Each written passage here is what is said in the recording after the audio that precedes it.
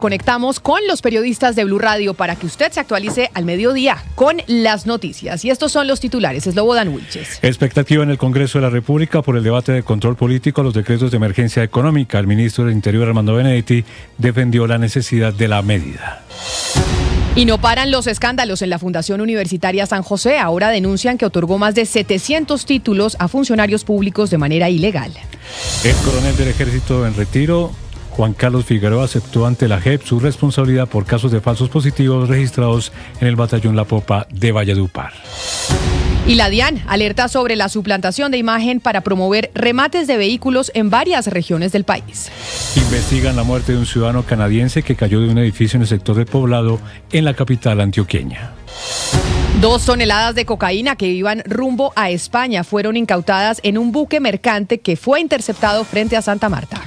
2 toneladas de cocaína iban rumbo a España, fueron incautadas. Entre tanto, 13 municipios del Huila se encuentran en la alerta naranja por deslizamientos de tierra.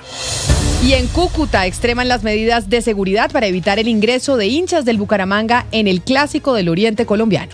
Y hay noticias con Millonarios, ya definió su convocatoria para enfrentar al Deportivo Pasto este miércoles en el Estadio Departamental Libertad. Esto es Noticia en Colombia. Y la noticia en Colombia hoy tiene que ver con la expectativa que hay en el Congreso de la República por lo que será el debate de control político a los decretos de emergencia económica. Precisamente desde el Congreso de la República está Andrés Carmona, en donde Andrés le harán el debate al ministro del Interior, en donde dijo que para el gobierno es claro el hecho sobreviniente que desató esta emergencia. Adelante. Camila, muy buenas tardes, así es, la saludo desde el Capitolio Nacional, desde el recinto del Senado de la República, donde a esta hora inicia la sesión plenaria mixta para llevar a cabo este debate de control político que llevaba desde el 26 de diciembre, momento en que fue presentado este decreto de emergencia económica. A la entrada del debate, el ministro del Interior, Armando Benedetti, aseguró que va a ser fácil defender el decreto. Escuchemos. Pues lo que pasa es que es fácil de defender porque aquí no solamente hay un déficit fiscal, sino que hay un problema que es para pagar la deuda. Cuando hay que pagar la deuda, hay que ver quién paga la crisis. Y aquí ya tendría que pagar son los más ricos, porque los impuestos son para los mega ricos. De hecho, son impuestos al patrimonio entre 3.000 millones de pesos hasta 102.000 millones de pesos. Eso es el 0.8 de la población. A eso es lo que se refiere el decreto de emergencia. ¿Quién paga la crisis? Pues el que la paguen los más ricos, punto. Estaban citados para este debate todos los integrantes del Gabinete Nacional, pero hasta este momento solo se han hecho presentes 3 ministros: Armando Benedetti del Interior, Guillermo Alfonso Jaramillo de Salud y Germán Ávila de Hacienda. Se espera que a lo largo de esta tarde los 3 ministros expliquen los detalles del decreto de emergencia económica, las medidas tributarias y también la respuesta por parte de los sectores de oposición. Camila.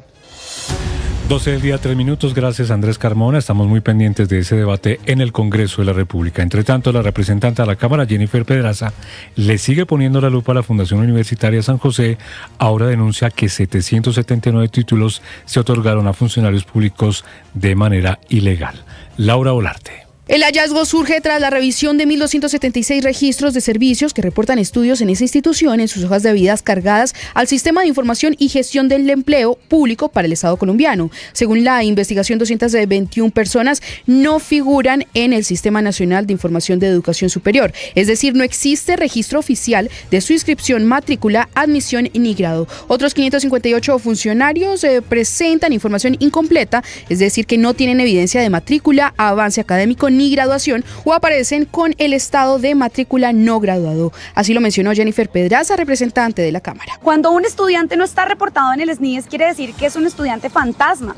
Aquí estamos hablando casi que de una universidad absolutamente escondida de la formalidad del sistema de educación. Y cuando digo que está escondida, también me refiero a que es imposible que el Ministerio de Educación efectúe cualquier labor de inspección y vigilancia. Del total de los casos, 35 títulos serían abiertamente ilegales por no cumplir con los requisitos de las pruebas saber Inter, Pro y TIT. De estos, 18 personas se graduaron sin presentar los exámenes, 9 se inscribieron, pero nunca asistieron y aún así obtuvieron el título, y 8 presentaron las pruebas después de haberse graduado. Y es que la representante hace un énfasis importante en uno de los puntos, y es que advierte un incremento de 200% en la contratación de funcionarios vinculados a esta fundación durante el gobierno del presidente Gustavo Petro. Esto es Noticia Judicial.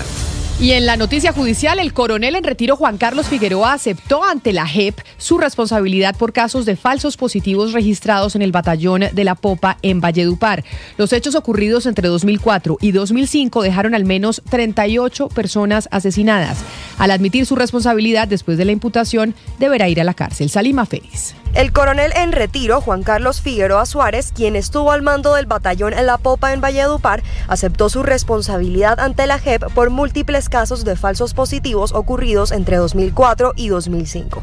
La admisión de responsabilidad se dio luego de la imputación formulada por la Unidad de Investigación y Acusación, que documentó 24 hechos que dejaron al menos 38 personas asesinadas, entre ellas 11 víctimas de desaparición forzada y 9 casos de tortura. Sí, honorable magistrado, acepto la responsabilidad en la omisión de no saber que mis subalternos estaban asesinando civiles, que las operaciones militares que siempre ordené a la luz de la Constitución Nacional, de las leyes de Colombia, de la doctrina militar, de la ley militar, del derecho internacional de conflictos armados, todas las operaciones que se ordenaron, mis subalternos las convirtieron en acciones criminales. De acuerdo con la acusación, los crímenes respondieron a 3 modalidades. La primera se caracterizó por asesinatos y desapariciones de personas que luego eran presentadas como resultados operacionales ilegítimos. La segunda correspondió a asesinatos y desapariciones de personas que algunos integrantes de los pelotones identificaron como objetivos militares ilícitos. Y la tercera estuvo marcada por el asesinato de combatientes que ya habían depuesto las armas o que se encontraban heridos. Tras aceptar su responsabilidad, la JEP programó para el próximo 24 de marzo a las 9 de la mañana una audiencia restaurativa en la que definirá la sanción que deberá cumplir el coronel en retiro, así como las medidas de reparación y reconocimiento a las víctimas. 12:07, gracias Salima, y cambiamos de tema porque la DIAN está emitiendo una alerta sobre la suplantación de su imagen para promover supuestos remates de vehículos en los departamentos de Boyacá, Arauca y Santander. Nicolás Rodríguez. La DIAN lanzó una alerta a la ciudadanía por el uso fraudulento de su imagen institucional en supuestos remates de vehículos, una modalidad de estafa que ha sido detectada recientemente en ciudades como Tunja, Popayán y Barrancabermeja. Según la DIAN, se ha hecho por parte de personas inescrupulosas que se están haciendo pasar por funcionarios oficiales para engañar a posibles compradores con ofertas falsas de automotores a bajo costo. De acuerdo con las denuncias recibidas, los estafadores contactan a las víctimas a través de redes sociales, especialmente por Facebook y WhatsApp, donde ofrecen camionetas y otros vehículos de alta gama bajo la figura de presuntos remates adelantados por la DIAN.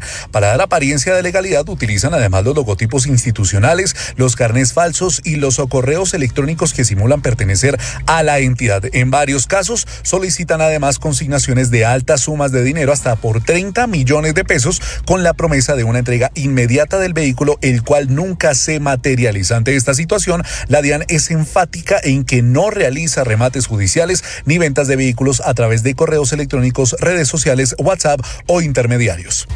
Así que mucho ojo con estos suplantadores. 12:09. Y 2 toneladas de cocaína que iban rumbo a España fueron incautados en un buque mercante interceptado frente a Santa Marta. La droga oculta en un contenedor que había salido de Cartagena hacia Algeciras es la mayor incautación reportada en lo corrido del 2026 en el Caribe colombiano. Felipe García. Se trata de un cargamento de 2 toneladas de cocaína que fue incautado en aguas del Caribe, a más de 60 millas náuticas al norte de Santa Marta, durante una operación entre la Armada y la Fuerza Aeroespacial. Esta droga era transportada en un buque mercante que había zarpado desde Cartagena y que tenía como destino final el puerto de Algeciras, en España. Esta operación se extendió por más de 18 horas y se activó luego de información de inteligencia que alertó sobre la posible contaminación de esta embarcación. Para garantizar la seguridad de la tripulación, las autoridades desplegaron un dispositivo de seguimiento aéreo mientras una URR de guardacostas abordó la embarcación. Durante la inspección fue ubicado un contenedor en cuyo interior se encontraron 81 bultos con cocaína presuntamente perteneciente a una organización de crimen transnacional.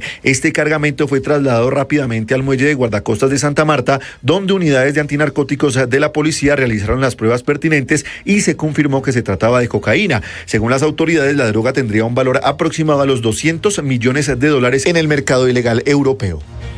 Y candidatos en la ciudad de Barranquilla están pidiendo garantías de seguridad para la realización de las elecciones del próximo 8 de marzo. Vanessa Saldarriaga. Pese a que desde hace 3 días ronda la zozobra y el temor entre los habitantes de al menos 9 barrios del suroccidente de Barranquilla por una amenaza que los llevó a recolectar dinero para borrar toda la publicidad política que había sido pintada en los paredones del sector, desde el equipo de inteligencia de la Policía Metropolitana no hay respuesta frente a quién o quiénes estarían detrás de estas intimidaciones. Ante este panorama, candidatos y líderes políticos de la ciudad, como el presidente del Consejo de Barranquilla, Mauricio Villafañez, suman su voz para pedir respuestas y advertir que cada vez es más común el ataque contra las campañas en tiempos electorales. Y lo pasó también hace 4 años en la campaña del Consejo, donde también decían que uno no podía entrar a algunos barrios si no tenía permisos o si no hablaba con los que manejaban los barrios. Mientras tanto, en los barrios afectados siguen retirando todos los letreros, incluso con pintura que compran mediante colectas entre vecinos para evitar cualquier ataque armado contra sus viviendas o sus familias.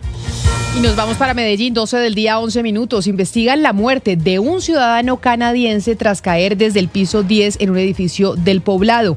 Un trabajador cercano al fallecido alertó a las autoridades. Héctor David Santamaría. Como Dirk Christian Martin, fue identificado el ciudadano canadiense de 43 años que falleció tras caer al vacío en hechos ocurridos en el barrio del Poblado, sector La Linde. De acuerdo con la información de las autoridades al sitio, llegó el Cuerpo de Investigación CTI adscrito al grupo de actos urgentes para atender la situación registrada en la calle 12 con carrera 40, en donde llegaron a un edificio de apartamentos, cuando, según relatos de algunos testigos, un fuerte ruido puso en alerta a los guardas de seguridad de dicha edificación, quienes llamaron a las autoridades. Al llegar al sitio se encontraron el cuerpo del hombre sobre una fuente de agua tras caer desde el piso 10. Por ahora no se conocen las causas del accidente o si ocurrió de una situación criminal. Sin embargo, las autoridades advierten que el extranjero vivía hace 3 años en la ciudad.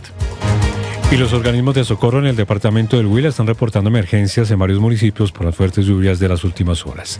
Julio Díaz. Las fuertes lluvias que se han presentado en las últimas horas provocaron emergencias en al menos 6 municipios del Huila, dejando veredas incomunicadas, viviendas averiadas, cultivos de café y plátano afectados por deslizamientos de tierra y crecientes súbitas de ríos y quebradas. Asimismo, bomberos voluntarios y la comunidad lograron rescatar sanos y salvos a una mujer y un menor de edad que habían quedado atrapados por un derrumbe cuando se movilizaban en una motocicleta entre los municipios de Oporapa y Salado Blanco en el sur del departamento. Orlando Garzón, coordinador para la atención de desastres de la Oficina de Gestión de Riesgo en el Huila. 6 municipios del departamento nos informaron emergencias, sobre todo por el tema de deslizamientos. Como es de conocimiento, se presentaron fuertes lluvias en la gran mayoría del territorio departamental. Esto nos ha dejado en el municipio de Oporapa múltiples deslizamientos que han afectado tramos viales, sobre todo rurales. De acuerdo con el reporte oficial, 13 municipios se encuentran en alerta naranja por deslizamientos de tierra. Es importante mencionar que en lo corrido del mes de enero del presente año van 17 familias damnificadas por afectaciones en sus viviendas y 5 personas lesionadas. Y la policía en Cúcuta extremó las medidas de seguridad para evitar el ingreso de hinchas del Bucaramanga por el encuentro del equipo Leopardo con el Cúcuta Deportivo en esa ciudad. Las autoridades determinaron el cierre de fronteras por el Clásico del Oriente, el fútbol que empieza a generar tensiones de orden público. Verónica Rincón. Fue durante el Comité Local de Fútbol en Cúcuta que las autoridades determinaron que los hinchas del Atlético Bucaramanga no tendrán ingreso a la ciudad para el encuentro del equipo con el Cúcuta Deportivo este martes en el Estadio General Santander a partir de las 4 de la tarde en el Clásico del Oriente del torneo Betplay del fútbol profesional colombiano. El objetivo principal es garantizar el orden público y la seguridad, anulando cualquier posibilidad de venta de boletería para los seguidores del conjunto santanderiano. Esta medida de prevención extrema se fundamenta no solo en la histórica rivalidad que atraviesan las generaciones, sino también en el monitoreo en redes sociales donde diversos comentarios encendieron las alarmas de los organismos de seguridad. La policía tiene un dispositivo de seguridad en las vías de ingreso a Cúcuta para evitar la entrada de buses con hinchas del equipo Leopardo, al igual que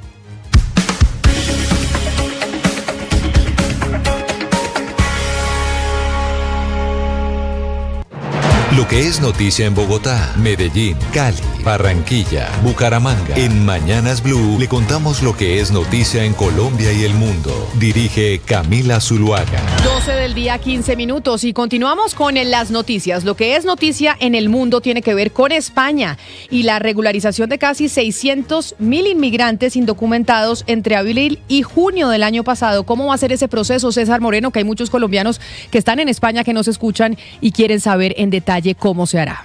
Y muy en contra de buena parte de Europa, la Europa de derecha, el gobierno socialista español de Pedro Sánchez aprobó un plan de regularización de inmigrantes que podría beneficiar a casi 600.000 personas, en su mayoría latinoamericanas. La medida excepcional permitirá regularizar a estas miles de personas que se encuentran en España desde al menos hace 5 meses, que llegaron antes del 31 de diciembre del 2025 y carezcan de antecedentes penales, según lo explicó la ministra de Migraciones, Elma Sáiz. Esto beneficia al trabajador, a la trabajadora que gana derechos, pero también a las empresas que ganan seguridad jurídica. Otro eje clave de esta medida es la protección a las familias. Sabemos que la integración no es individual, es familiar. Y las 600.000 personas tienen 3 meses para pasar papeles. Los plazos para presentar las solicitudes de regularización se inician en abril y se extenderán hasta el 30 de junio, para que luego estas personas puedan trabajar ya con el permiso y con papeles en cualquier sector, en cualquier lugar del país. La medida no fue bien recibida por la extrema derecha. Santiago Abascal, del partido Vox. Como no le gusta al pueblo español, lo que quiere hacer es sustituirlo. Y esa tenía que ser nuestra principal preocupación, no resolver los problemas de África, no decir que aquí cabe todo el mundo. Pues abren las puertas a que vengan extranjeros, en muchos casos muy poco cualificados, y voy a decir, literalmente los sueltan por las calles a vagar. Según el gobierno español, el 80% del crecimiento económico de España en los últimos 6 y el 10% de los ingresos de la seguridad social del país se deben a la migración. España cuenta con una población de 49 millones de habitantes, de los cuales 7 millones son extranjeros, y de ellos casi 1 millón son colombianos. Esto es Noticia Deportiva. Y la noticia deportiva la tiene Millonarios, que ya definió su convocatoria para enfrentar al Deportivo Pasto este miércoles en el Estadio Departamental Libertad, con la noticia y el regreso del Tigre Falcao. Juan David. Así es, Esloban, y es que Falcao está en el grupo de viajeros de Millonarios. El vuelo salió de Bogotá del aeropuerto del Dorado a las 11 de la mañana. Ya están próximos a llegar a la ciudad de Pasto y Falcao García vuelve al fútbol, vuelve a jugar con Millonarios. Esto tras 6 veces. Recordemos que su último partido fue el 19 de junio del 2025. Falcao empieza su tercer ciclo oficial con Millonarios. Recordemos que jugó al final del 2024, principio del 2025, donde en 29 partidos hizo 19 goles. Las malas noticias para el conjunto embajador es que David Macalister Silva y Alex Moreno Paz son bajas por problemas en sus aductores. No hay más información al respecto de parte de Millonarios, pero son bajas para este partido. Se esperan que estén disponibles para el próximo domingo, cuando Millonarios, en la fecha 4 del fútbol colombiano, enfrenta al Medellín en el Campín de Bogotá. Esto es Tendencia en Colombia.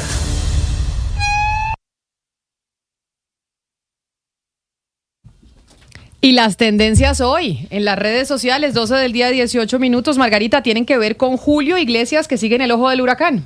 Así es, Camila. Mire, hay una investigación periodística que pues fue liderada por Elena Cabrera. Ella es del medio español El Diario.es y pues ha provocado un auténtico terremoto mediático. Y es que hay 2 testimonios centrales que provienen de mujeres con los nombres ficticios de Rebeca y Laura. Ellas denuncian hechos mayormente ocurridos en 2021 y explican que en las residencias del cantante se vive bajo condiciones de aislamiento, control extremo, autoridad e intimidación.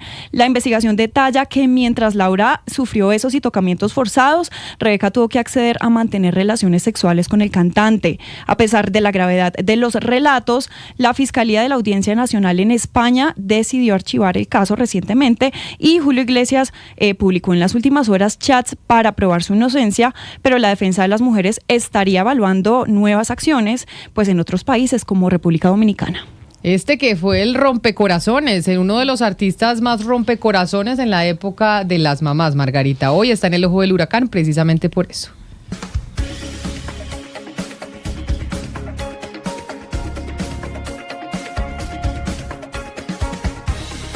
Medidas políticas de cara al 2026 y le hacemos el filtro a lo que usted se encuentra en redes.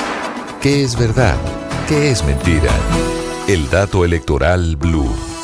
12 del día, 20 minutos. Y como siempre tenemos nuestro dato electoral. Ayer les traíamos el dato electoral de que Sergio Fajardo Lucas no cerraba la puerta a participar en una tercera consulta. Pues Las o que empezaba a abrirla después de que estaba cerrada. Pero es que estaba cerrada con la llave botada al mar. Tal cual.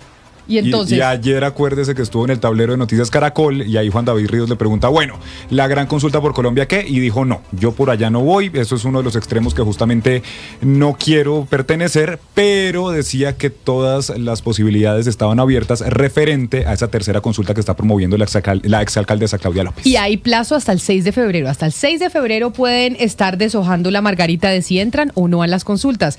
Y por eso, candidato Sergio Fajardo, bienvenido a Mañanas Blue, gracias por atendernos. Buenas tardes, Camila, un gusto saludarlas. Mire, ¿votó usted las llaves al mar de entrar a una consulta, sí o no? ¿O está evaluando la posibilidad de hacer consulta con Claudia López? Vuelvo y repito lo que dije ayer en el tablero, ahí cerquitica del estudio de ustedes. Lo que dije es lo siguiente, nosotros tenemos un objetivo, ganarle en la segunda vuelta a Iván Cepeda. Yo considero, y lo he dicho, y esa es nuestra campaña, que en el marco de esta polarización asociada con los extremos, pierde Colombia. Y la alternativa la planteo como adelante con Fajardo, la capacidad de dejar atrás lo que hemos vivido, dejar atrás este presente y construir una alternativa política que sabe hacer acuerdos, que sabe transformar, que entiende de los problemas sociales, que sabe de la lucha contra la inseguridad y que enfrenta la corrupción. Y ese soy yo, como representante de esa alternativa política, y tenemos una estrategia y un camino que tenemos que seguir, y en ese momento pues uno va evaluando, va mirando la estrategia y los diferentes pasos que damos. Esa es la respuesta. Usted que se precia de hacer política distinto, de ser uno que no hace política como los tradicionales, no me responda como los tradicionales, respóndame sí o no. ¿Sí está dispuesto a hacer consulta con Claudia López, sí o no? Porque es que la fecha se vence el 6 de febrero, entonces yo sé lo de su proyecto. Pero, ¿existe la posibilidad de entrar a una consulta con Claudia, sí o no? Camila, mire, yo le voy a responder dos cosas. Como yo le estoy respondiendo, no es política tradicional. Yo le estoy respondiendo con la seriedad con que ustedes en Blue se merecen una respuesta. Y la respuesta es esa. Hay alternativas en la vida para continuar. Hay diferentes momentos que se están viviendo en la política, que están pasando cosas. Y dentro de todo eso, pues, está la discusión acerca de una consulta o no. Todo eso lo considero, hay diferentes escenarios y eso es lo que yo estoy haciendo. Doctor Fajardo. No le puedo decir nada diferente a eso porque no es correcto. Te estoy diciendo exactamente lo que estamos haciendo. Entonces, que yo voy a hablar con Claudia López, hablé con Claudia López, voy a hablar con Claudia López. Eso no tiene ningún misterio. Y eso hace parte de una respuesta que es la correcta, repito, Camila. Estamos mirando los diferentes escenarios, las diferentes posibilidades, con un objetivo. Vamos a derrotar a Iván Cepeda en la segunda vuelta. Entonces, si nosotros ponemos como titular lo que usted me acaba de decir, Sergio Fajardo evalúa diferentes escenarios, y uno de esos escenarios puede ser la consulta con Claudia López. Estoy escribiendo Camila, un titular que es acertado. En atención. Sí. Bueno, entonces sí, Lucas, usted tenía razón. No, yo se lo dije, porque es que usted, doctor Fajardo, aquí hemos hablado mucho en el dato electoral, hace 2 semanas, un mes, usted decía, yo voy derecho a primera vuelta. O sea, sí ha habido un cambio en la posición y en decir, oiga, una de esas posibilidades que estamos barajando, sí podría ser esa consulta con Claudia López. A ver, sigamos hablando y sigo explicando. A ver. Yo dije, yo no voy a esa consulta, pero caminos alternativos para unirse, que es parte de la discusión que está sobre el tapete, después de la consulta de la revista Cambio, que muestra que la expresión política que tiene la capacidad para derrotar a Iván Cepeda, que tiene la capacidad para romper la polarización, es la que yo, Sergio Fajardo, lidero, y lo digo con todo el orgullo y con todo el trabajo que significa todo eso. Pero Camila... Y eso es lo que yo he dicho. Y no se mortifiquen más. Ahí estamos, ya le puse 5 a Camila por el titular que van a poner y listos. Pero mira, doctor Fajardo, es que le tengo otro titular porque como usted dice, queremos ser serios. A ver. Y espero no me raje. Sí, claro. Podríamos titular Sergio Fajardo está deshojando la margarita para ir a consulta con Claudia López. No, está mejor el anterior. Qué pena, pues. Este es 3-2. La rajaron. No, es que yo siento que... No, o sea, 3-2, porque yo siento que la noticia es que mejor usted el de sí está Camila. analizando lo de Claudia López directamente, no solo los escenarios, sino está analizando lo de Claudia López. Usted no tiró las llaves al mar. Estoy diciendo, y ya, pero esto se vuelve muy cansón, pero bueno, voy a tratar de Estamos repetir de tratando otra de ser vez. muy profesionales. Estábamos buscando, ya sabe, objetivo, derrotar a Iván Cepeda en la segunda vuelta. Para llegar a ese objetivo nosotros tenemos que trazar una estrategia. Y dentro de esa estrategia miramos diferentes escenarios. Eso es lo que estoy haciendo. Claro, y esos el escenarios... reto político, déjeme terminar la frase, y dentro de todos esos escenarios, una posibilidad es las consultas. Bueno, revisemos qué significa una consulta, qué no significa. Y hay más alternativas para entender cómo se puede llegar allá, cómo se puede avanzar, cómo se puede juntar. En eso estamos. Muy raro. No, yo no creo que sea tanto. Pues. Ya queda claro que usted, una de las alternativas es evaluar las consultas. ¿Cuáles son las otras? Porque usted dice, le queremos ganar a Iván Cepeda en segunda vuelta. Pero según las encuestas que se han conocido hasta hoy, usted no tiene los votos para pasar a segunda vuelta. ¿Cómo va a pasar a segunda vuelta? ¿Cuáles son las otras alternativas si no son las consultas? El objetivo es ese, y dentro de todo eso, el reto político que tenemos es, en el marco de esta polarización que va creciendo, y es una polarización que paraliza a Colombia, que divide a Colombia, que daña a Colombia, que sube la agresión verbal y que va de la mano de lo que es un malestar y una historia de Colombia, que es la violencia permanente para resolver los conflictos. Esa polarización, desde mi perspectiva, es un daño para nuestro país. Y por eso, cuando yo he reiterado en tantas oportunidades, no podemos ser diferentes sin ser enemigos, soy yo la expresión política que puede superar la polarización, entender las diferencias, estar en la confrontación política que es legítima, pero poder avanzar para construir acuerdos, y eso no significa destruir al otro, sino avanzar en Colombia. Aquí ya hemos visto bastante destrucción, y esto es lo que está en disputa desde la perspectiva nuestra para llegar a la presidencia. Eso es todo. Ahora, por ese camino, nosotros vamos escogiendo caminos, actividades, acciones, y así es la política y en cualquier actividad. Sí, doctor Fajardo, hemos visto en las últimas semanas unas 4 encuestas más o menos que han venido publicándose, que la verdad lo dejan a usted en escenarios diferentes. La de GAT3 con Noticias RCN usted tiene un 1%, en Guarumo un 3.9%, en Atlas Intel un 9.4%, y usted mencionaba la de la revista Cambio y el Centro Nacional de Consultoría, que lo deja usted con un 9.8% en tercer lugar, y en el cuarto lugar está Claudia López con el 3.7%. Usted ya la mencionaba ahora, ¿algo cambió en sus posibilidades, en sus estrategias con esa encuesta de Cambio del Centro Nacional de Consultoría? Nosotros hemos venido siguiendo un camino. Yo tengo una información, yo estoy haciendo campaña. Nosotros tenemos forma de comunicarnos, de leer la información que está circulando por diferentes partes.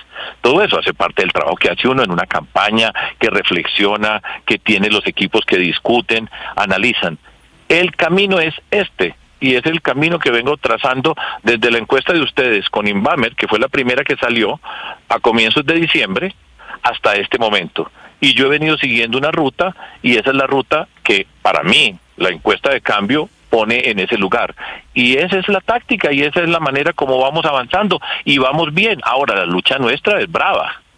La lucha nuestra es la más difícil, porque aquí hay una polarización muy grande. Ustedes ven lo que está haciendo el gobierno, los puestos que está repartiendo, las alianzas que están construyendo, todo eso que hace el gobierno nacional y que tiene un candidato que es Iván Cepeda. Pero ¿sabe qué? De hecho, ¿sabe cuáles son los 2 candidatos que tiene el gobierno nacional? El presidente Petro tiene 2 candidatos, Iván Cepeda y Abelardo de la Espriella. Ese es el que necesitan para ganar las elecciones. Y precisamente en esa confrontación, por eso digo yo que yo soy la persona que tiene esa capacidad. Hoy las encuestas están diciendo otra cosa, pero dentro de todos los que están en las encuestas, la persona que tiene la mayor capacidad soy yo. Así lo estamos analizando, sobre eso estamos trabajando, y ese es el reto político. El que le conviene a Cepeda, que tiene simplemente una estrategia muy sencilla, no hablar, es Abelardo de la Espriella. Y el que no les conviene es Sergio Fajardo. La batalla nuestra es dura, pero esa es la que tenemos que dar. Y muchas personas de las que están escuchando entienden lo que significa estar mamados de la polarización, de tener una alternativa que pueda romper con eso. Y ese es el camino que hemos recorrido durante toda la vida política y en este momento estamos recorriendo. Y yo creo por pura convicción, que es lo que necesita Colombia. Mire, doctor Fajardo, le tengo una última pregunta, ya que nos quedó claro lo que va a pasar y lo que está usted analizando para poder llegar a segunda vuelta. Otra de las opciones y alternativas podrían ser acuerdos políticos, y ahí le quiero preguntar por el general Óscar Naranjo, porque después de que el presidente Juan Manuel Santos diera una entrevista en el Financial Times diciendo que tenía un candidato sorpresa debajo de la manga, se especuló mucho sobre Óscar Naranjo. Él salió a decir, no, yo no voy a ser candidato. ¿Pero usted ha hablado con Naranjo para ver si trabajan juntos con miras a esta campaña? El general Naranjo dijo que no iba a ser candidato. Ustedes lo escucharon, ¿sí? Yo soy amigo del general Naranjo, he conversado con él en más de una oportunidad en la vida. Claro, pero ¿que para ayudarlo en su campaña o no? Las conversaciones que yo tengo son conversaciones privadas con las personas, pero con él he conversado. Y por supuesto que conversar con el general Naranjo siempre es una ayuda, por lo que sabe con respecto a seguridad, por lo que entiende el panorama en que estamos. Entonces siempre me está ayudando. Y la última pregunta, que ya sé que usted tiene una reunión. Esa es la ñapa. Esta es la ñapa. Me dicen Camila, que, gracias. y además que además lo ha dicho Claudia López públicamente, ustedes tienen una reunión mañana, o eso es lo que se ha conocido. ¿Va a ir usted a esa reunión mañana con Claudia López, sí o no? Yo voy a las reuniones que tengo, sí, mañana voy a hablar con Claudia López. Y bueno, y ahí de pronto sabremos y tendremos noticias de si vamos con una tercera consulta o no. Candidato Sergio Fajardo, gracias por atendernos en este momentito. A ustedes muchísimas gracias, y no se les olvide, el que puede derrotar a Iván Cepeda se llama Sergio Fajardo. Colombia tiene que romper esta polarización. Esta polarización es un daño para nuestra sociedad, y por eso decimos, para atrás no vamos a volver. Aquí no nos vamos a quedar y damos un paso adelante. Ese es el reto político, vote por mí, y muchas personas que están escuchando saben de qué estamos hablando. Chao pues. Un saludo especial. Bueno, Camila, yo creo que nos quedó claro el mensaje del doctor Fajardo. Va para la consulta de Claudia López, se va a meter en ese juego. Ahora, lo que sí es cierto es que el filósofo popular tenía razón. La política es dinámica. Este Sergio Fajardo que acabamos de escuchar es muy distinto a aquel Sergio Fajardo que dijo, a mí no me hablen de consultas, no quiero saber nada de consultas, yo voy para primera vuelta. Cambió la política, cambió la manera de la estrategia, y eso está muy bien. Pero lo que pasa, Camila, con este caso del doctor Fajardo, que es bien curioso, es que las encuestas no lo dan a él en segunda vuelta. Las encuestas muestran a Cepeda y a Abelardo de la Espriella primero y segundo. Todas las encuestas, absolutamente todas, incluyendo la de la revista Cambio, que es la del Centro Nacional de Consultoría, que salió con la sorpresa de que Fajardo y Claudia López. Entonces, el doctor Fajardo, claro, optimista como todo buen candidato, dice, yo voy a derrotar a Cepeda, pero para derrotar a Cepeda tiene que pasar a la segunda vuelta. En este momento las encuestas, todas, repito, todas las encuestas no dan al doctor Fajardo en segunda vuelta. Por eso es tan importante ahora de pronto esa alianza con la doctora Claudia López, que también estaba buscando desesperadamente una coalición para meterse en una consulta. Y lo otro que me llama la atención, decir que Abelardo de la Espriella es el candidato de Petro, eso nunca lo había escuchado yo en toda la campaña, pues que el candidato de Petro, que Petro tiene dos candidatos, Cepeda y Abelardo de la Espriella. Eso sí me parece que ya eso no tiene ninguna lógica en ningún sentido. Fue un comentario irónico, tal vez, Óscar.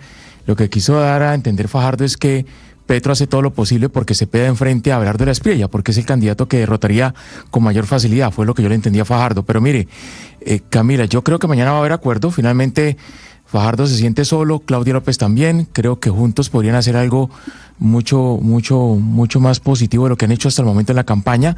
Creo que va a haber acuerdo y va a haber consulta, pero no sé con quién más, porque Maurice Hermitage había dicho que no en principio, no sé si lo van a volver a invitar, y Juan Fernando Cristo yo realmente lo veo más en la consulta de izquierda. Entonces no sé si con 2 o con 3 sea suficiente, pero yo creo que mañana va a haber un acuerdo. La pregunta es quién más va a ser invitado a esa consulta. Pues no importa quién más sea, porque ya con Fajardo y Claudia sería suficiente, Hugo Mario. O sea, ya con ellos dos tenemos consulta. La pregunta es, ahí entrarían a competir 3 consultas, la de la derecha, la de la izquierda y la del centro. Si sale la del centro con no tantos votos, ¿qué pasaría? Es que ahí el tema de los votos también en las consultas va a ser importante. Va a ser cuál es la consulta que más votos va a sacar. Sí, que fue lo que le pasó a Fajardo en las pasadas elecciones presidenciales, que con la consulta de Centro Esperanza no logró los 800,000 votos y le fue realmente muy mal. 12 del día, 34 minutos. Pues ahí está nuestro dato electoral, la entrevista con Sergio Fajardo, que no descarta una consulta con Claudia López. Mañana tienen reunión y asistirá. Sabremos mañana si hay esa tercera consulta y que la hoja tamaño oficio que definió la registraduría. Que les toca ampliar la hoja en la pues no, porque registraduría. ellos la dejaron tamaño oficio precisamente porque sabían que Pa' que existía la quepan. posibilidad de una tercera consulta. Pues ahí estamos con nuestro dato electoral y ya continuamos con más noticias porque tenemos noticias importantes, económicas y de la fiebre amarilla. En Mañanas Blue, el dato electoral Blue.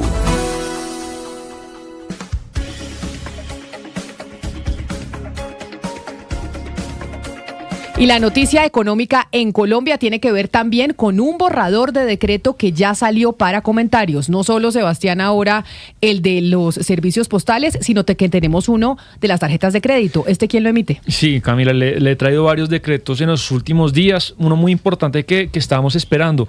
Recordarán ustedes que el pasado 7 de noviembre el gobierno anunció a través de su Ministerio de Hacienda que iba a eliminar las retenciones que todos pagamos cuando hacemos un pago, Jennifer, por ejemplo, con su tarjeta débito de crédito. A usted, eso hace parte como de la retención en la fuente sobre el impuesto de renta de las tarjetas de crédito y de débito. En algún momento se dijo que se le iba a meter el impuesto a breve y ahí la gente saltó y dijo, oiga, pero si estamos sacando un mecanismo es precisamente para estimular a breve, van y le mete ese impuesto. Pues el gobierno dijo, ya no va a tener retención ni breve, ni las tarjetas de crédito, ni las tarjetas de débito, pero faltaba la reglamentación. Y Camila, es eso, la noticia. Sale el decreto para reglamentos, uno esperaría que salga así, que no creo que mucha gente se vaya a oponer y que finalmente todos los colombianos, no importa el método de pago que utilicen, sea digital, sea tarjeta de crédito y débito, pues no haya ninguna retención del 1.5% como antes había. O sea que es una buena noticia para los usuarios de tarjeta de crédito. Sí, pues yo creo que para todo el país y lo que también, por ejemplo, decían algunos analistas, Camila, es que distorsionaba eso, el hecho de que algunos pagos no tengan retención y otros sí, hace que se prefiera unos sobre otros, que no haya una competencia, pero entonces creo que en esto el gobierno cumple la palabra, porque yo decía, oye, este decreto nada que sale, pero bueno, salió para comentarios. Y lo escucharon, pero me queda una pregunta, Sebastián. Sí. No sé si le ha pasado que uno a veces va a comprar algo y le dicen, si me paga en efectivo, le hago el 5%, le hago algún descuento. ¿Eso en teoría va a llegar a equiparar la cancha? No. ¿O no? Porque eso es por la comisión de los datáfonos. Eso es por comisión de los datáfonos, porque los datáfonos pues tienen Redevan, sí, que es de los bancos además. Sí. Redevan o la otra red que usen para pasarle la tarjeta de crédito le cobra al comercio un porcentaje. O sea, esto por no esa tiene tarjeta. Nada que ver lo que no tiene nada que ver. Por ejemplo, American Express es la tarjeta más costosa y por eso en muchos establecimientos dicen no recibimos American Express porque es lo que más les cuesta. Entonces le dicen, si usted me paga en efectivo, le recibo y le resto, no sé, el 1.5%, que es lo que les cobran a ellos por para comisión. Eso fue creado breve, para que el costo sea cero. Y se desestimule el uso de efectivo. Yo soy fan número 1 de Breve. Ya no uso Nequi, uso Breve y le digo a la gente, por favor, deme su Breve, que además yo les he dicho, en Breve aparece, si yo lo voy a pasar a usted, cuando me llega el extracto me dice, Sebastián Nora, usted le pasó tanta plata. Por Nequi eso no me sucede, o por DaviPlata. No me pasa porque simplemente terminan transferencia en Nequi, transferencia en DaviPlata y yo digo, ¿a quién le pasé 15,000 pesos que no me acuerdo? Pero ¿no le parece, Camila, que todavía falta mucha gente por registrar sus llaves? A mí me ha pasado que todavía mucho Nequi, la gente no sabe bien todavía lo de las llaves, ni cómo se usa Breve. Un llamado aquí a la gente para que haga ese registro, que es muy fácil, le llega la plata instantáneamente, solo con su número de celular, con su correo electrónico, con un alfanumérico y ya está. Yo creo que falta mucha gente por hacer eso. No, mañana le traigo el número, pero creo que más de 20 millones de personas han inscrito sus llaves. Bueno, qué maravilla, porque somos fans número 1 de ese sistema que creó el Banco de la República. Tenemos otra noticia económica, 12:39 minutos, y tiene que ver con TGI, que firmó con Ecopetrol la autorización de conexión a la estación de Ballena para su proyecto de regasificación Lina, que va a permitir la entrada de 200 millones de pies cúbicos de gas al día a partir del primer trimestre del 2027 y así poder cubrir el déficit, porque si algo está caro en estos momentos es el gas. Sí, mire, Camila, esto es una noticia que, digamos, estamos anunciando, se da se va a dar ese anuncio en las horas de la tarde y conocimos nosotros que están firmando entonces esa autorización, porque recuerde usted que había, digamos, una puja entre Ecopetrol y TGI, que es el proyecto de regasificación del Grupo de Energía de Bogotá, porque pues Ecopetrol también está preparando su proyecto de regasificación. Con esta autorización pues se da, digamos, este go para este proyecto y es muy positivo porque este anuncio es clave frente a la escasez, como usted lo ha dicho, y positivo para los industriales que van a tener una fuente de largo plazo y con precios competitivos, así como los usuarios que eventualmente verán reflejadas pues la estabilidad en las tarifas. Noticia clave para este proyecto de regasificación que entraría en vigencia en el 2027 si todo sale bien. Esto es Noticia en Colombia. Y la noticia en Colombia 12 del día tiene que ver con la fiebre amarilla. Y es que la situación de la fiebre amarilla en el país, David, es delicada. ¿Qué sabemos finalmente con los datos consolidados de personas que ya han contraído la enfermedad? Sí, Camila, es noticia en Colombia la fiebre amarilla porque el Tolima es el departamento más afectado. Desde la gobernación del Tolima se encendieron las alarmas porque a corte de hoy, del 27 de enero, se reportan 17 casos, de los cuales 10 personas han perdido la vida.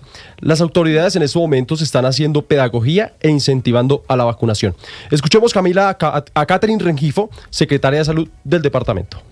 A hoy tenemos 141 casos de fiebre amarilla con 57 mortalidades. Si hablamos del 2026, hablamos de 17 casos, 7 pacientes vivos, 10 pacientes fallecidos, pero también acá es importante analizar el panorama de casos provenientes o procedentes de otros departamentos. Hablamos del 64% de casos procedentes de Bogotá, Distrito Capital, de departamentos como Cundinamarca. Son estos dos territorios los que más nos están aportando casos. Por eso seguimos haciendo ese llamado para unir fuerzas, para garantizar que se dé la vacunación sin barrera. Hoy celebramos que Bogotá tenga apertura de 200 puestos de vacunación para garantizar esta línea que es una de las más importantes. Saber que quien ingrese a nuestro departamento, a municipios como Villarrica, Cunday, Prado, Purificación, Dolores, Ataco, Chaparral y Río Blanco debe presentar un pase por la vida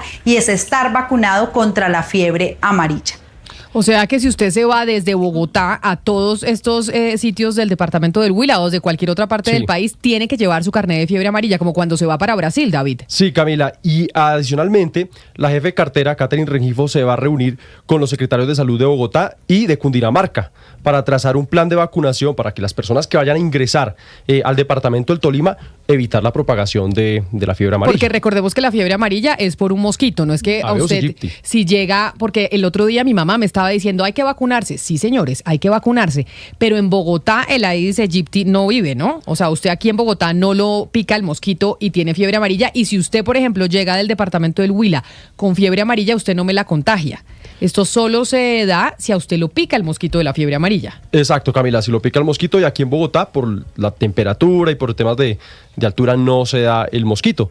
Sin embargo, pues la pedagogía y incentivar mucho la vacunación para evitar la propagación del virus allí en el departamento del Tolima. Y como estamos en época, gracias David, como estamos en época electoral, nosotros les habíamos anunciado la semana pasada que iniciaríamos el reto de las propuestas para saber en qué están los candidatos al Congreso de la República, que tenían 30 segundos para exponer su mejor propuesta, lo que le proponen a los colombianos para que voten por ellos al Congreso de la República. Aquí vamos a testear, Jennifer, qué tanta capacidad de síntesis tienen los congresistas, Camila, o los que quieren llegar al Congreso. 30 segundos es un reto importante, Camila, porque es decir lo que usted considera que es su propuesta principal y de manera chévere, porque también a la gente hay que engancharla con buenas palabras. Así que aquí arrancamos con el reto de las propuestas. En Mañanas Blue 10 AM, reto de las propuestas.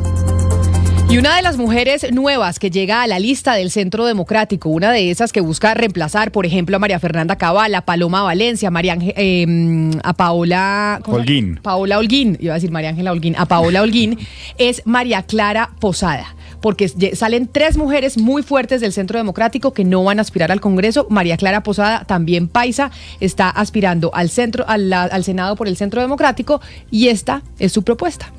Soy María Clara Posada, candidata al Senado del Centro Democrático. Vamos a impulsar la ley de crecimiento para un país de oportunidades y prosperidad con 3 aspectos: austeridad inteligente, un Estado más pequeño pero mucho más fuerte en lo esencial, regla fiscal con colmillos, primero se recorta todo gasto inútil antes de tocar un solo impuesto, eficiencia real con inteligencia artificial y tecnologías para eliminar trámites absurdos, permisos inútiles y hacer efectivo el silencio administrativo positivo, reforma pro crecimiento, impulso al emprendimiento y primer empleo, menos impuestos a quien invierte, ahorra y genera empleo, seguridad jurídica total para que el capital fluya y la inversión despegue.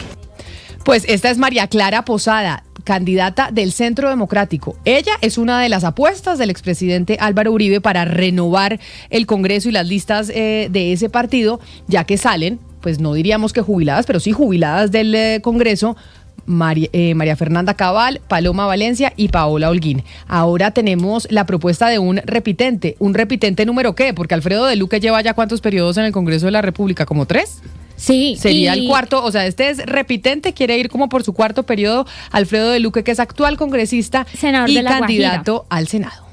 Soy Alfredo de Luque, candidato al Senado de la República, partido de la U, número 3 en el tarjetón, y estoy convencido, como un senador digital, que la cuarta revolución industrial, liderada por la inteligencia artificial, llega a nuestro territorio a cambiar nuestras vidas, a cerrar brechas sociales y de pobreza. Por eso debemos crear todo un ecosistema normativo para poder conectar a la población, capacitarla en habilidades y competencias digitales como se necesita y ayudar a que el Estado y la empresa privada entiendan que esta herramienta los va a ayudar a ser más productivos. Ese es Alfredo de Luque, pero también tenemos a Jennifer Pedraza. Jennifer Pedraza está aspirando a ser por segunda vez representante a la Cámara. Senado, Camila. Senado. Sí, ella es Senado. representante. Ella es representante, pero pasa a Y Senado. acuérdese que eso fue toda una novela de si iba a encabezar o no. Va a dar el salto entonces Jennifer Pedraza al Senado. Y a ver, esta es su propuesta. Hola, soy Jennifer Pedraza, fui elegida como la mejor representante de la Cámara y soy candidata al Senado, soy el renglón número 100 de la coalición Ahora Colombia. Mi principal propuesta es seguir haciendo el trabajo que hemos hecho, siendo una voz valiente para denunciar la corrupción, venga de donde venga, y frente a iniciativas legislativas. Una de nuestras principales propuestas para esta berraquera ahora en el Senado es un proyecto para restringir el acceso a eventos masivos como conciertos y partidos para los deudores de cuota alimentaria. Si tienen para pagar la boleta o para pagar la entrada a un concierto, tienen para pagarle la leche y los útiles escolares a sus hijos. Ahí estamos hablando de la cuota alimentaria. Ahorita me dicen ustedes cuáles son las propuestas que más les han gustado, Pero que espero que hayan estado es que no sé atentos si a las comprendí. propuestas. Me pareció confuso o no sé si estoy lento yo. Es decir, si yo estoy atrasado con la cuota alimentaria de mi hijo y no sé si mi ex esposa me demandó, no puedo entrar a un concierto. Estoy como en una lista negra y tu boleta no me puede vender la boleta de un evento. Es lo que le entendí a la representante Jennifer Pedraza, que quiere ahora pasar al Senado de la República. Y es que y ¿sabe qué es lo que pasa, Sebastián? Que es muy injusto para las mujeres que uno es el que queda con el muchachito, porque como ustedes... la que está embarazada es uno, la que tiene el bebé es uno, ustedes se desaparecen y ahí lo dejaron. Hay una responsabilidad de los papás también, claro, con la cuota de alimentos. Pero sigamos con los candidatos que están haciendo muy bien la tarea en este reto de las propuestas. 30 segundos. Ahora nos llega Jorge Iván Mina Lazo. Él es candidato a la Cámara por las curules afro. Soy Jorge Iván Mina Lazo, candidato a la Cámara Afro. Me encuentras en el tarjetón con la mano abierta, con el corazón y el número 301. Mi propuesta es recuperar la seguridad y para ello hay que involucrar a los ciudadanos en un modelo de seguridad integral, garantizar mejores condiciones salariales y prestacionales para los miembros de la fuerza pública, que se puedan pensionar con 15 y 20 años y nivelar su salario, porque con los miembros de la fuerza pública garantizamos la seguridad. Ahí está la propuesta de Jorge Iván Mina Lazo. La más importante, les recordamos que las reglas que pusimos acá para el reto de las propuestas es que manden en 30 segundos su mejor propuesta, porque no solo votamos consultas el 8 de marzo, votamos uno de los poderes más importantes de cualquier democracia, que es el Congreso, es el legislativo, y esa es una de las patas de cualquier democracia, que es importante que nosotros, los ciudadanos, votemos lo más informado ¿Usted posible. tiene definido su voto, Camila? No, al Congreso no tengo ni idea. Ni idea. No, señor. O sea, escuchar las propuestas. Por eso estoy escuchando acá. las propuestas. Sí. ¿Usted sí ya tiene el suyo? Casi. Yo casi. Yo no tengo mi voto definido. Senado y sí, Cámara me falta. Yo ni Senado ni Cámara. Ninguno. Ninguno de los dos. Por eso estoy oyendo y por eso el reto de las propuestas. Y le tengo uno último. Este es Andrés Sánchez, candidato a la Cámara por Bogotá, si no ha definido Bogotá. Coalición Bogotá entre todos. Y aquí su propuesta. Hola, soy Andrés Sánchez, más conocido como El Patrullero, y hoy doy un paso a la Cámara de Representantes para trabajar de frente por la seguridad de Bogotá.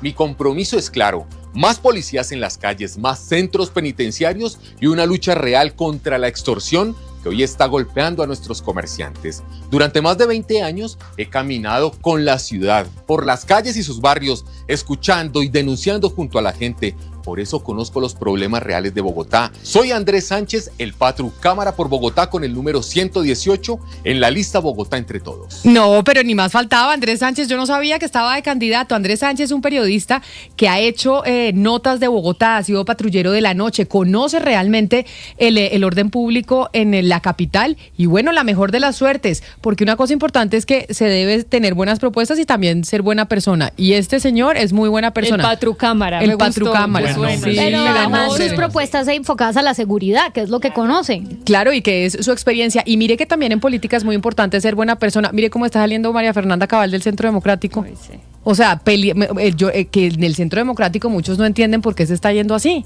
Y eso también es de cómo entramos y cómo salimos. Sí, de acuerdo. Ahí está entonces el reto de las propuestas. Ya saben, nos pueden mandar, si usted es un candidato a la Cámara, al Senado, en 30 segundos su mejor propuesta. 30 segundos para que explique la propuesta y otros 5 segunditos para que nos diga quién es, qué número tiene en el tarjetón y por qué partido está aspirando. En Mañanas Blue 10 AM, reto de las propuestas. 12 del día, 51 minutos. Han llegado muchas propuestas y aquí vamos de aquí al 8 de marzo, a sacar las propuestas de ustedes, los candidatos, y además para que los colombianos se informen y puedan votar con conocimiento de causa. Pero tengo una noticia en el mundo, Gonzalo, y la noticia en el mundo tiene que ver con TikTok, YouTube y todas las redes sociales que finalmente en California están enfrentando un juicio porque resulta que los están acusando de ser adictivas para los menores de edad. Cosa que no es tan novedosa, ¿no? Ya sabíamos que eran adictivas. A ver, usted lo dice, pero no hay un juzgado, digamos, o un juez que ha dictaminado eso, y por esto este juicio que arranca el día de hoy en California es tan importante, porque van a estar sentadas en el banquillo, Camila, Alphabet, o en este caso Google representando a YouTube, ByteDance representando a TikTok y Meta representando a Instagram. A ver, la demanda la presenta una joven cuyas iniciales son KGM, de 19 años, y lo que afirma la demanda es que las empresas adoptaron decisiones de diseño a través de los algoritmos de manera deliberada que, digamos, aumentaban la adicción de ella y de sus amigos dentro de las plataformas.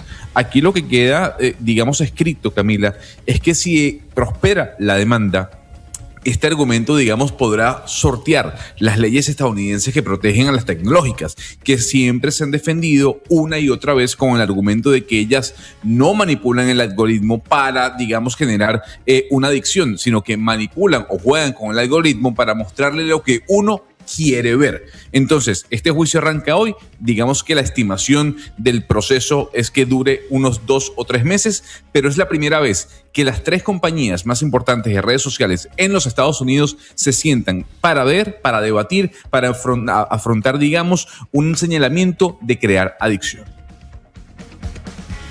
Señalamiento de crear adicción, que entonces, Gonzalo, ¿cuándo sabe? Usted dice, si un juez no lo dice, no crea adicción. Yo creo que sí crean adicción, así no haya ningún juez que haya dicho que la crea. Pero este proceso durará ¿cuánto tiempo más o menos? 2-3 meses. 2-3 meses. Más o menos. Y cuando sí, el juez diga, usted sí ya va a aceptar que generan adicción, o así el juez diga, usted no acepta. Si el juez dice sí generan, perfecto. Hay un juez que dictaminó, un juzgado que dictaminó que generan adicción. Si las pruebas se remiten a que no generan adicción, pues ya está bien leguleyo. Sí, o sea, mejor dicho. Camila, es que yo creo que ahí el punto es el tema del algoritmo. Si realmente manipulan el algoritmo para darle a usted o a los niños lo que están buscando. Y yo creo que eso sí se sabe. Claro que se sabe. Es decir, a uno le cogen los datos, mira cuáles son sus comportamientos digitales y a partir de ahí pues le llega todo lo que a usted le gusta. No, pero es que usted haga el ejercicio con TikTok, haga el ejercicio con Instagram, usted ponga recetas y de una solo le salen recetas. Exacto. Ponga quiero limpieza, solo le sale limpieza. Lo que usted busque es lo que le sale. Y por eso es tan importante también la pedagogía de que la gente entienda que todo lo que ve en redes sociales no es realmente un universo lo suficientemente amplio, que tiene que saber que está alimentando su sesgo de confirmación. Y acuérdese que eso cambió porque antes a uno le salía solamente las informaciones o publicaciones de las personas que uno seguía. Después del cambio, Camila, a usted le empezó a salir un montón de información de gente que no seguía y ahí se volvió un poquito, por ejemplo, aburrido el Instagram. ¿Qué pasó? No, pero qué maravilla que usted las herramientas tecnológicas le den lo que usted quiere ver, pues, o sea. No, pues si es que eso puede ser positivo, pero también hay que tener en cuenta que obviamente hay una manipulación del algoritmo donde le llega a usted lo que quiere ver. Si un niño está viendo perritos, pues le se va a quedar enganchado 3 horas viendo perritos porque eso es lo que el algoritmo le muestra. Es decir, no es que sea bueno o malo, así funciona. Tema de marketing, Jennifer, o sea, targetear al sujeto. Bueno, vamos a ver qué pasa entonces con este proceso en los Estados Unidos que va a determinar un juez si son adictivas o no son adictivas estas redes sociales. Esto es Noticia Deportiva.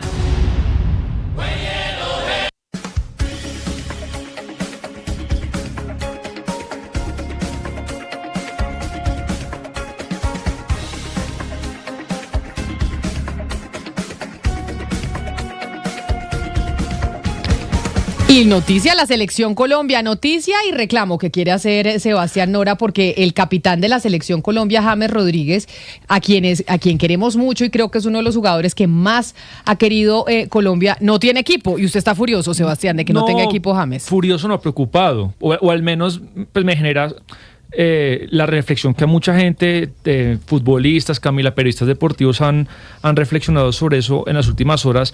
Todos los capitanes de las selecciones más competitivas del mundo, y yo creo que Colombia, por los nombres que tiene, está fácilmente entre los 12, 13 mejores equipos del mundo. Están hace semanas compitiendo. Mañana hay partido de Champions, el fútbol argentino empezó el fin de semana, ya todo el mundo está compitiendo y James está en Envigado con su preparador deportivo viendo a ver qué. Se dijo que rechazó una oferta de Ecuador la semana pasada de $3 millones. Por ahí, no sé qué tan sea cierta, pero algunos periodistas deportivos importantes han dicho que Millonarios estaba preparando una super oferta, pero que él quiere irse a la MLS, bueno, lo que sea, por la razón que sea, pero que el capitán de Colombia no está sin equipo. Pero eso es como un vaticinio de cómo nos va a ir en el Mundial. No, yo no he dicho eso, pero de pronto sí. Que para mí el mejor jugador de Colombia es James.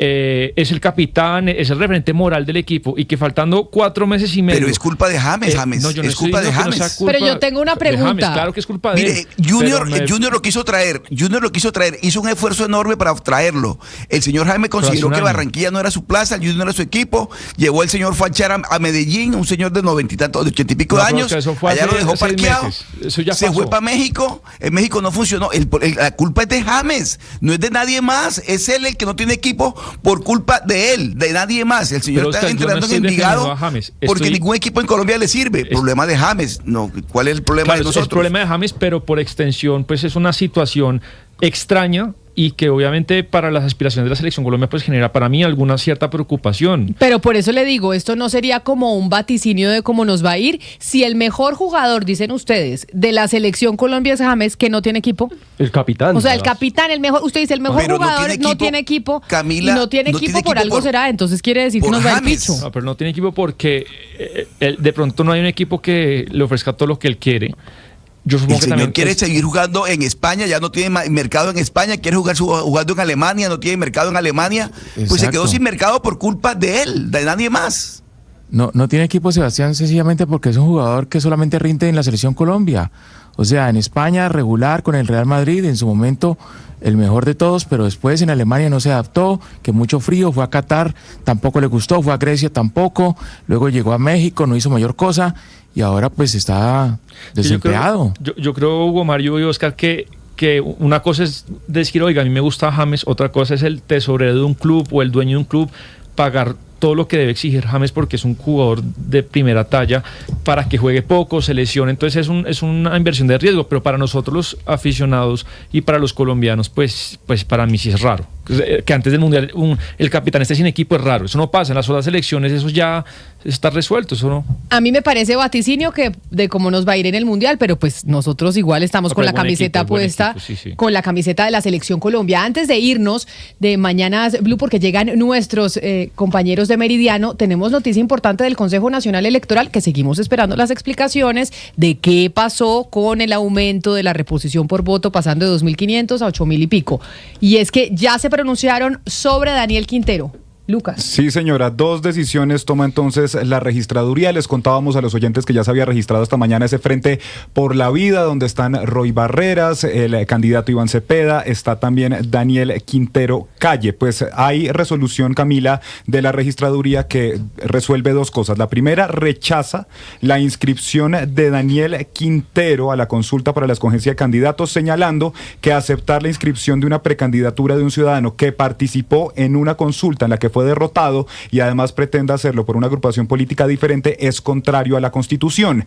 Y además remiten o trasladan al Consejo Nacional Electoral la inscripción del acuerdo de coalición Frente por la Vida con miras a participar en la citada consulta para que sea esta corporación la que se pronuncie sobre la participación de los precandidatos inscritos. Es decir, lo que ya nos decía más temprano el magistrado Quirós, que mañana van a discutir en sala plena si finalmente Iván Cepeda puede o no participar y bueno, también si Daniel Quintero lo puede hacer. Pero entonces la registraduría, me confundí, si mañana define el Consejo Nacional Electoral, ¿qué es lo que está diciendo la registraduría? Esta mañana fueron a inscribirse. Ajá. Lo que está haciendo Camila es decir, lo trasladamos al Consejo Nacional Electoral para que sean ellos quienes decidan si Iván Cepeda puede o no participar. ¿Y por qué le digo solo Iván Cepeda? Porque están rechazando la postulación de Daniel Quintero diciendo que ya participó en una consulta, la del 26 de octubre, y fue derrotado. Es decir, no podría participar en otra consulta. Es decir, la registraduría toma la decisión en el caso de Daniel Quintero y le pasa la pelota al Consejo Nacional Electoral en el caso de Iván Cepeda. El balón queda en la cancha del CNE, Camila. Y mañana es esa reunión, 1:00 p.m. en punto. Ya llegan nuestros compañeros de Meridiano. Gracias por haber estado con nosotros en Mañanas Blue.